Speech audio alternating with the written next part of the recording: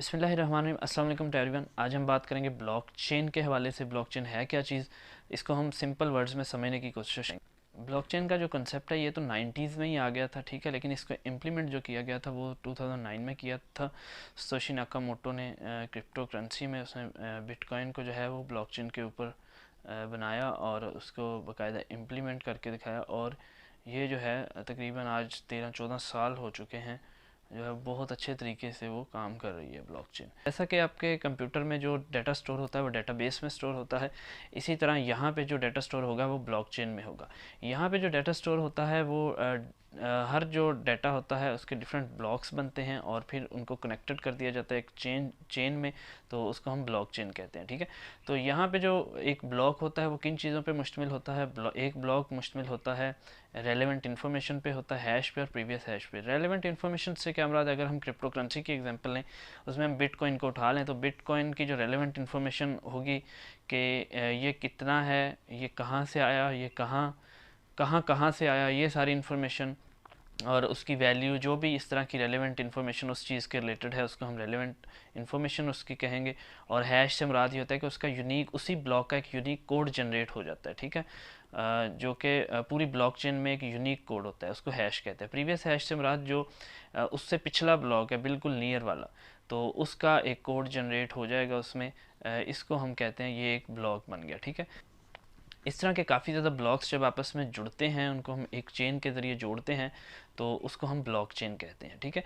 इसमें block chain में जो सबसे अहम बात है वो ये होती है कि आपका जो भी डाटा है वो इसमें सिक्योर। अगर हम बात करें ब्लॉकचेन को एक सिंपल एग्जांपल से हम तशबीह देते हैं, जैसा कि व्हाट्सएप का ग्रुप आपका होता है, तो उसमें जो एडमिन होता है वो उसके पास ज़्यादा इख्तियारात होते हैं as compare to other members, ठीक है। तो ये जो व्हाट्सएप का ग्रुप है वो सेंट्रलाइज कहलाएगा। अगर तमाम के तमाम लोग एडमिन बन जाएं, जितने भी व्हाट्सएप के ग्रुप में मौजूद हैं सबके सब एडमिन हों, तो ये हमारे पास जो सिस्टम होगा वो डिसेंट्रलाइज होगा। क्यों? क्योंकि सबके पास सेम इख्तियारात मौजूद हैं। ब्लॉकचेन बिल्कुल इसी तरीके से काम करती है कि इसके यूज़र्स जितने भी हैं उन सब के पास सेम इख्तियारात मौजूद होते हैं।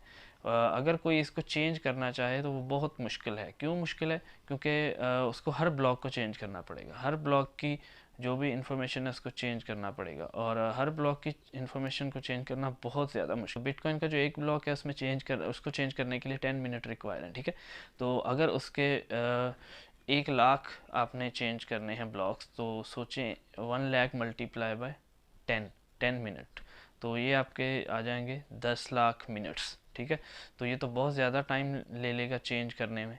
तो इसी वजह से इसमें जो भी ट्रांजैक्शन हिस्ट्री होती है उसको ख़त्म करना या मिटाना बहुत मुश्किल होता है, ठीक है। तो ये वाला जो कंसेप्ट है ये हमारे पास क्रिप्टो करेंसी में प्रूफ ऑफ वर्क के नाम से जाना जाता है, ठीक है। यानी इस काम को करने के लिए आपको टाइम रिक्वायर है, बाकायदा टाइम लगेगा। लेकिन अगर यहीं पे हम बात करें सेंट्रलाइज की, कि अगर उसका कंट्रोल सिर्फ एक बंदे के पास है, वो उसको जब चाहे जैसे चाहे चेंज कर सकता है, तो बाकी लोगों का डाटा जो है वो इनसिक्योर हो जाता है। अगर ब्लॉकचेन से परे हट के, जैसा कि आपकी जितनी भी और वेबसाइट्स हैं या जिनकी एसेस किसी एक के पास होती है, तो जब चाहे जितना चाहे जैसे चाहे डाटा चेंज कर सकता है। लेकिन ब्लॉकचेन में क्या होता है कि डाटा जो चेंज करने के लिए आपको हर बंदे से परमिशन लेनी पड़ती है, क्योंकि जब तक हर बंदा जो है आपको 50% से अबव आपको आपके हक में, अगर आप कोई चेंज करना चाह रहे हैं और आपको वहाँ पे वोटिंग करवानी होगी, ठीक है, आपको बाकी यूज़र्स जितने भी हैं उनसे इजाज़त लेना होगी, और बाकी यूज़र्स अगर इजाज़त देंगे, आपका जो अगर वोटिंग होती है और आपकी तरफ 50% से अबव मेजॉरिटी आपके हक में वोट देगी कि आप डाटा ये चेंज कर सकते हैं, तो फिर आप उसको कर सकेंगे। इसको हम क्रिप्टो की ज़बान में कंसेंसस रूल कहते हैं, ठीक है। तो जो ब्लॉकचेन है इसकी एप्लीकेशंस बहुत ज़्यादा हैं। कैसे इसकी एप्लीकेशन, ये एक बहुत सिक्योर सिस्टम है। इसमें जो है करप्शन और इस तरह की जितनी भी चीज़ें हैं वो ट्रैक करना बहुत इजी है। इसमें इंफॉर्मेशन को ट्रैक किया जा सकता है। आपके इसमें कोई भी जो ट्रांजैक्शन हिस्ट्री है या कोई भी इस तरह की चीज़ है उसको मिटाया नहीं जा सकता, ठीक है, क्योंकि इसमें ब्लॉक्स को चेंज करना नियर टू इम्पॉसिबल है।